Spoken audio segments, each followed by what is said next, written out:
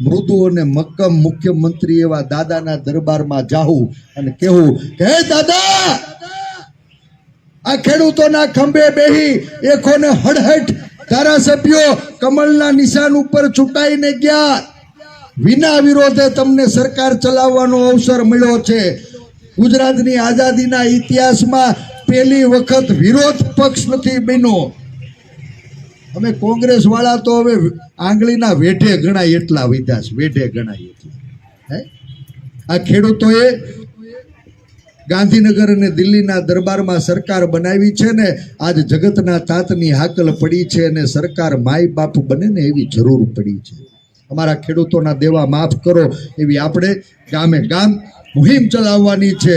18,000 ગામડાની અંદર સરપંચો ગ્રામસભા બોલાવે અને ગ્રામસભાની અંદર ગામમાં ખેડૂતોને થયેલા નુકસાનનો આંકડો રજૂ કરાવે. ગામમાં ખેડૂતોને પૂછી અને એના માથે કેટલું પાક ધિરાણનું દેવું છે એ દેવાનો આંકડો લાવે અને આખું ગામ હારે મળી ગ્રામસભામાં ઠરાવ કરી અને ખેડૂતોના સંપૂર્ણ દેવા માફ કરવાની માગણી સરકાર સુધી પહોંચાડાવે.